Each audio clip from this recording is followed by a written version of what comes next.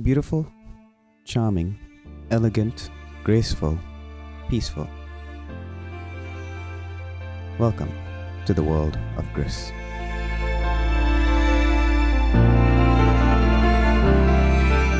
GRIS was released on the 13th of December 2018 on Steam and Switch. As of March 2019, it sold 300,000 copies worldwide. It's also the first game by Spanish indie developer Nomada Studio and features art by Conrad Rosette, whose color palette reflects greatly throughout the game's world. GRIS is described as an indie platform adventure game, but it's so much more than just an adventure jumping game. It's an experience, much like how Journey was, and if you've played Journey, you'll know what I mean. I can draw plenty of comparisons between the two, but I can also draw out many more differences between them.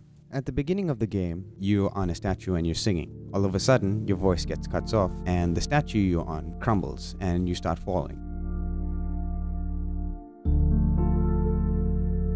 When you land, your movements are very slow, and whenever you try to perform an action, you end up falling over yourself. This is indicative of the story, which I won't go into until the latter part of the video, just in case people want to avoid spoilers, and I'll give an indication of when I will be talking about the story. As you start moving, your movement speed starts to increase, and you are given the ability to jump.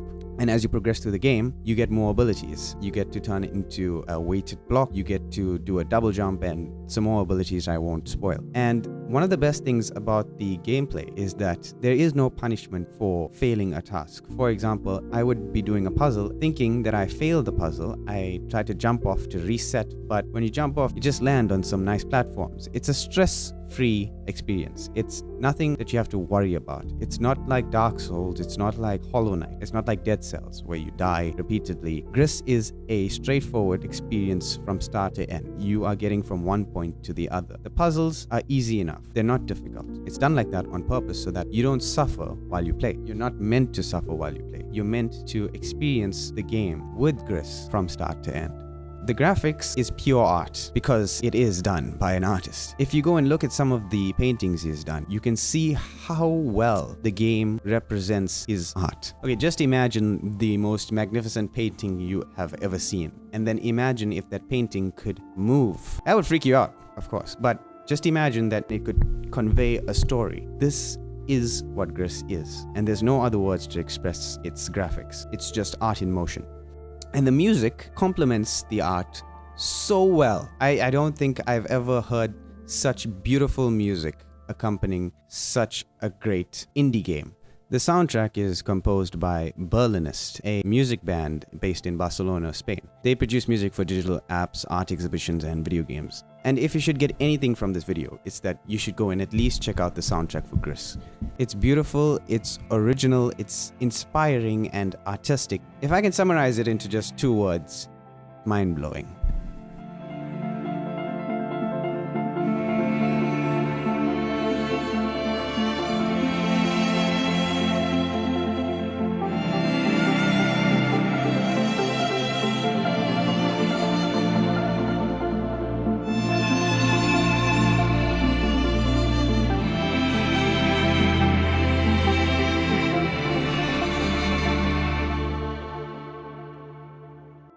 And finally, for the story. The story isn't conveyed through audio. There's no vocals, nobody's talking. It's all communicated through music and animation. It's also up to the player's interpretation. As for Chapter 1, and this is going to be a bit of spoilers, you can only truly understand the game once you complete it. And I feel like the ending pretty much unveils what the entire story was about, specifically the secret ending. This is GRIS's adventure, her personal journey through the 5 stages of grief. If you go into the game with this mindset, I feel like you'll have a better understanding of what she's going through when she's going through each of the stages in the game. And that's about it. I don't want to talk about any endgame spoilers. So, to answer the title's questions, why should you play this game? The experiences I had, it completely changed my frame of mind. It made me value the people who are close to me more. It's also not a long game. It took me about 4 hours and it will probably take you about 2.5 because in my playthrough I stopped to listen to the music or admire the environment.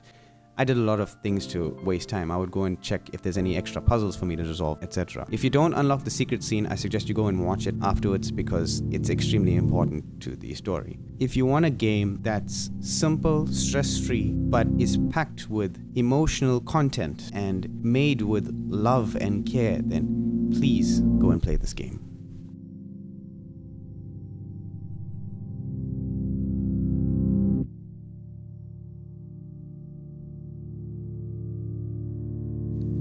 Thank you so much for watching. Leave a like, subscribe, and comment on anything I can improve on, and I hope to see you in the next video.